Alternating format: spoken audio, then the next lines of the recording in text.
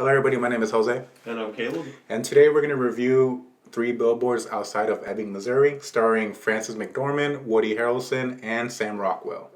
As well as Lucas Hedges. And this movie is directed by Martin McDonagh and is photographed by Ben Davis. Our alcoholic beverage of choice today is Landshark Lager, which is owned by the Anheuser-Busch Brewing Company.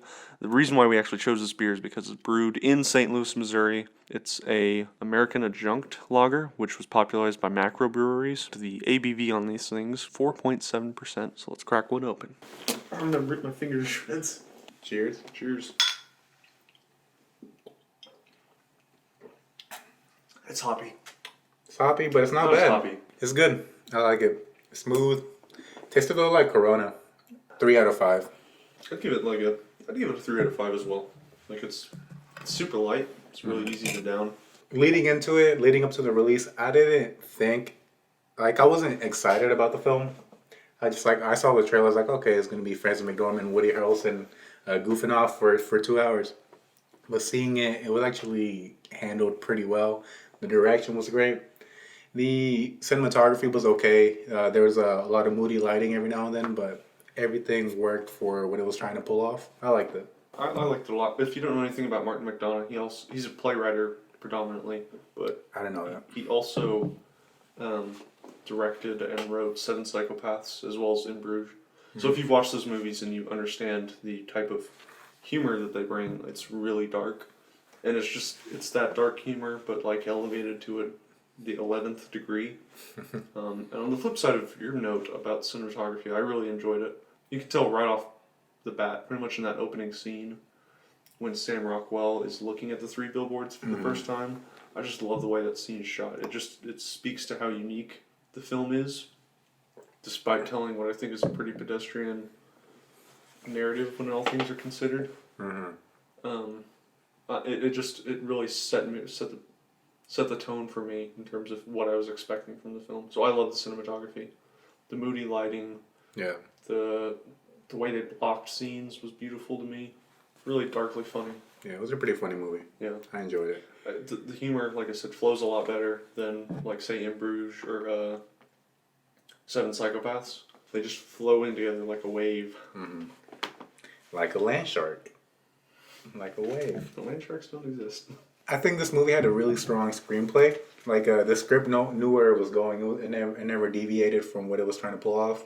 Yeah, the story was dark. It wasn't a light story to tell, but they handled it fantastically. And that's also because of the performances from the actors. Sam Rockwell did a good job. Frances McDormand did a fantastic job. That's how being that strong mother who recently, bless her heart, went through a tragedy that happened to her family. Yeah. I'd say there's 3 characters in this film that get a lot of development in a short amount of screen time too, because it doesn't deviate from the story too often.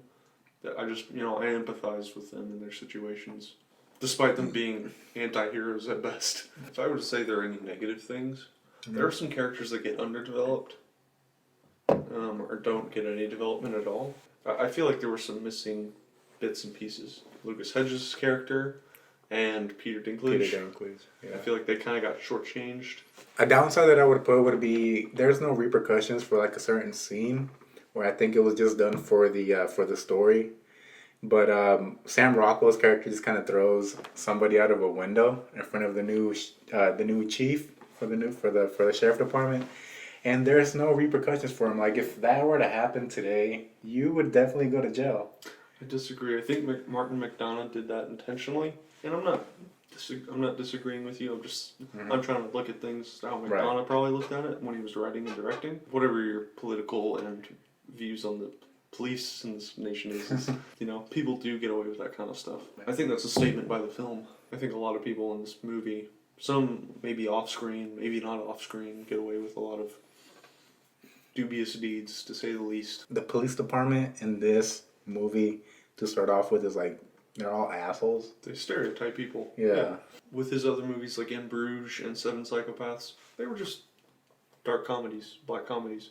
Yeah. But in this, he's putting off a lot more socially relevant themes, and I don't think he necessarily explores them a bunch. He just kind of gives his opinions on them.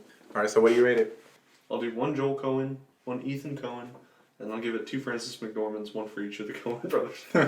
Whoa! All right. I would give this movie a 7.5 out of 10. It was handled pretty well. The direction, the performances, the cinematography. 7.5 out of 10.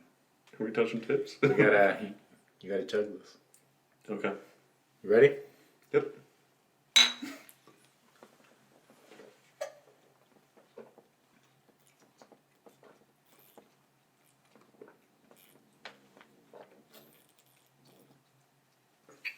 Thanks for watching our review of 3 Billboards outside of Ebbing, Missouri. Martin McDonagh, please shorten the title of your next film. If you've seen the movie, or if you have anything to say, leave a comment down below. Thanks for joining us, and I've been Jose. You've been Jose?